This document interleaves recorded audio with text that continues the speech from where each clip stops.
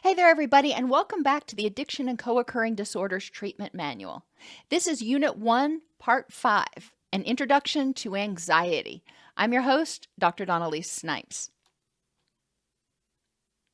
Although most of us don't need to be introduced to anxiety, in this part we're going to define what anxiety disorders are and explore how they may interact with your other mental health, physical health, or addiction issues. So unlike some other disorders, there's not a whole lot of symptoms that somebody needs to qualify as having anxiety. However, people with anxiety disorders generally feel restless or keyed up or on edge most of the time. They have difficulty sitting still. Their mind may be racing. They're often easily fatigued. Well, when you have difficulty sitting still and your mind's racing, that's exhausting. So it makes sense that you're easily fatigued. They have difficulty concentrating or their mind may go blank. Well, when you're anxious, your HPA axis or your threat response system is activated. When that is activated, especially when it's super activated, it makes it really difficult to focus. Your brain is in fight or flee mode, not focus on the PowerPoint mode. So it makes sense that you'll have difficulty concentrating. When you're worried about something, when you have anxiety about something, those ruminations or unwanted thoughts are sort of screaming in your head. So it's hard to focus on what's in front of you because all of those anxious thoughts are so loud inside your head. Irritability is another symptom of anxiety.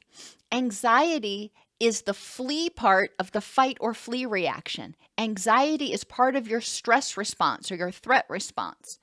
When you're feeling unsafe, when you're feeling threatened, or you think that there might be a threat in the future, you're worried about something, then that threat response is activated. You're primed. You're ready to defend yourself.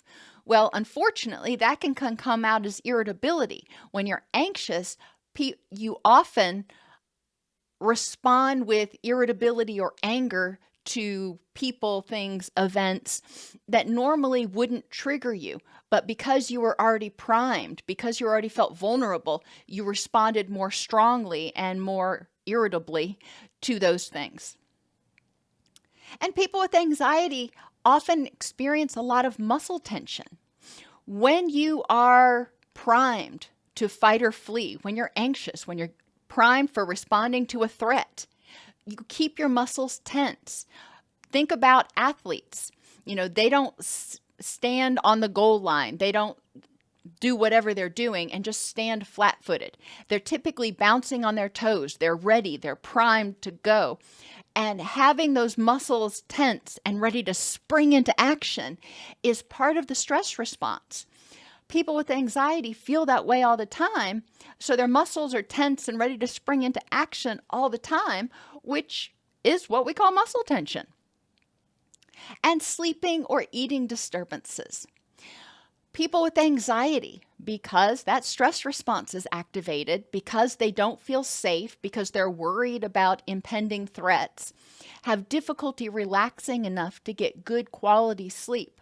So although they get fatigued easily and they're exhausted, they're unable or frequently unable to relax enough to get good quality sleep.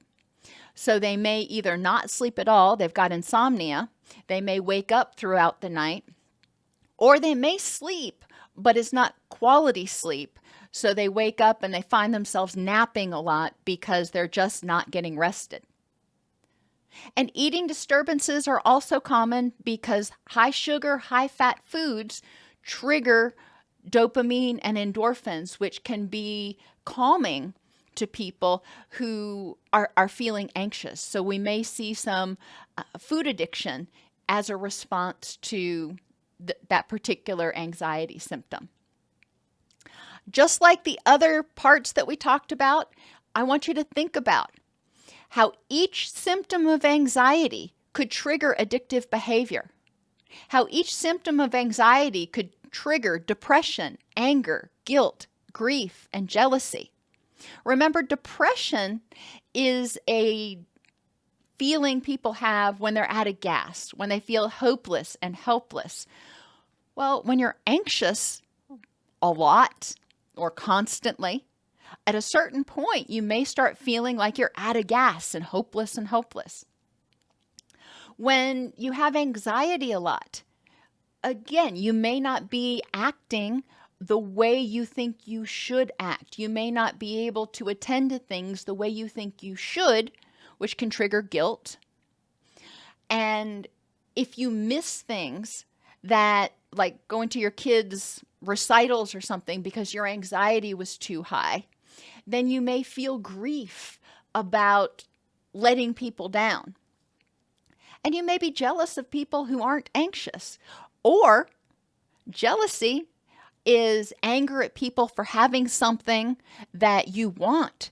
Your anxiety, especially abandonment anxiety, can trigger a whole world of jealousy in people. So get curious.